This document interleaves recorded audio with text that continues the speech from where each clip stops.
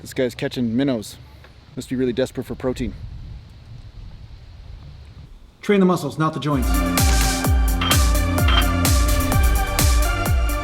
So welcome back to Natural Gallant Bodybuilding. I know you have not come to a success seminar channel. This is still a bodybuilding channel, just because I have the shirt on here and I'm in the middle of a meeting. I gotta do meetings and stuff. I gotta be like an adult and things, you know, do stuff beyond just the bodybuilding stuff. So today I wanted to talk to you about a subject while I'm on the road here, while I'm talking to some people about other stuff, okay? It's none of your business what that stuff is, or it's just stuff, all right? But I want to talk to you a little bit about supersets and when it's a good idea to use them, because a lot of times people just superset the crap out of everything and they think it's, you know, one size fits all the time. They learn one technique. I mean, it's a typical beginner mistake or even an intermediate mistake, and sometimes it's an advanced mistake because people will find one technique that they like and then they stick to it forever and think that it applies in all situations and at all times. So first of all, what is a superset?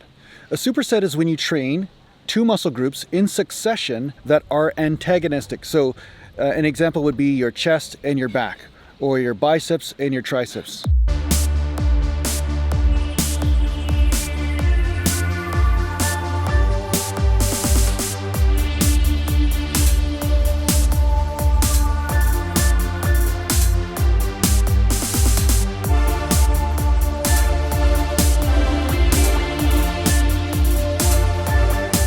Or maybe even your front delts and your rear delts. That could be classified as a superset. Now, a lot of times people think giant sets are supersets. Now, a giant set is when you do multiple exercises in succession, but they're not necessarily antagonistic. So maybe you train a bicep exercise, then you do a chest exercise, then you do a shoulder exercise, but they're not really antagonistic. So that's kind of the difference. You're welcome. Just remember, convenience doesn't always mean more effective. And supersets definitely are convenient because you can get in and out of the gym at a faster rate. You can get more done, especially when you're in this busy day and age. You're busy like I am on the road here, and you're just trying to get in that workout and you want to get your biceps and triceps in at the same time, or chest and back, or God forbid you start doing giant sets for legs or supersets for legs. The tree's creaking behind me. That makes me a little nervous. Give me a warning. If the tree falls on my head, give me a warning ahead of time, all right? So I can just Spider-Man out of the way. I can do that. I'm a Gallantian. Gallantians can do that, just so you know. You didn't know that, but Gallantians have that superpower. So what I'm going to say is, when is it a good time to use supersets? Well, the best way to use supersets is when you want to get a good overall pump in the area, and at the same time, you don't want to waste all that rest time. So for instance, when you train your biceps, right, and you're resting about a minute and a half to get those creatine stores back, you don't necessarily have to do nothing during that rest period. You just don't want to train the biceps during that rest period. And as long as the other body part that you're working isn't causing your cardio to go up through the roof, which is the big mistake I see with a lot of people using supersets, as long as your cardio doesn't go up through the roof, you can actually use the opposing body part, like the tricep, and get a great workout there. And then by the time you get back to bicep again, your biceps are pretty much fully recovered, and the energy used for the triceps isn't going to take away from your bicep workout, you see? But a common problem I see with a lot of people is that they take no rest at all. They just go back, forth, and then sometimes they're out of breath. And the other mistake I see is that they do low amount of rest with big body parts such as chest and back. Now, again, you can do a superset. You can do a chest a set. Say you do a set of chest, right? Say you do a set of bench presses, and then you go to a set of bent over rows, and then you go back to bench presses. I still would recommend taking a little bit of rest in between those two body parts because they are larger body parts, and you will notice that your breath starts to get going a little bit too much. So if your breath starts to become the weak link, that means you're not taking enough rest, even though you are supersetting. So that said, the superset is still saving you some time because maybe you can get away with only resting 30 seconds in between both body parts without it being a detriment to your workout. And usually you'd have to rest a full minute and a half between successive sets of one body part. Because usually you'd have to rest about a minute to a minute and a half, 2 minutes to get the full rest for chest. So say you do a bench press, then you rest a minute and a half, maybe 2 minutes, and then you do another set of bench presses.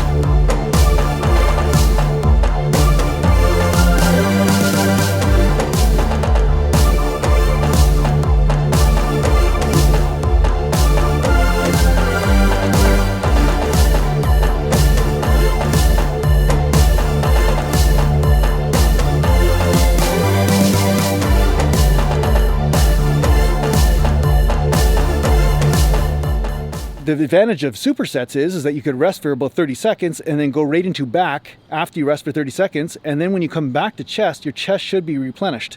Now, again, the stipulation is when you do bigger body parts such as chest, back, and legs, you're going to need a little bit more rest, even though you are doing supersets. You're going to need a little bit more rest as opposed to using something like a small body part like shoulders, biceps, or triceps.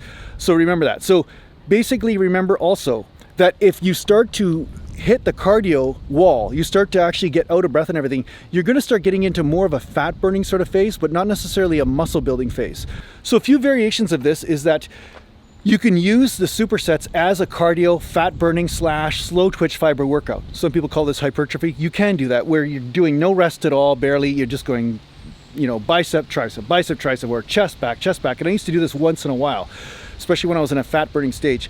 But you just don't want to do it all the time because, once again, remember, you want to hit all the fibers, not just the slow twitch fibers. So you want to have those workouts also where you're taking a little bit more rest, so that way you are fully recovered by the time you hit that muscle and you're able to hit the heavier weights and heavier loads in order to challenge those fast twitch fibers as well. So challenge it all. So this is the mistake I see people use when they're doing giant sets or supersets. They do no rest at all the time because they're always in this go, fast-paced workout. If I breathe hard and I sweat, I got to work out. Well, you're a bodybuilder. You're not there to get a workout. You're there to build muscle. So that's different. So I hope this helps you understand when to use supersets in your workouts and to not necessarily use them primarily as a cardio workout if you want to use them for gaining muscle mass primarily. And thanks a lot for watching. Thanks a lot to the Patreon supporters. And if you need to get a hold of me, just go to naturalgallantbodybuilding.com and take care for now. Go for another swim. What a surprise on this channel. I'm going for a swim. Mountain. Oh, I almost tricked you. You thought I wasn't going to include the mountain. Huh? Hey? Huh? All right.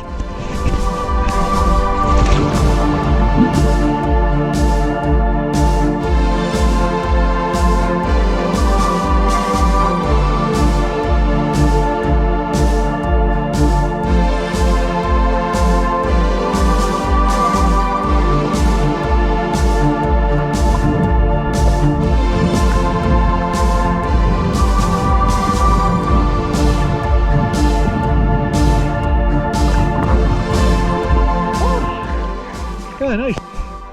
Oh.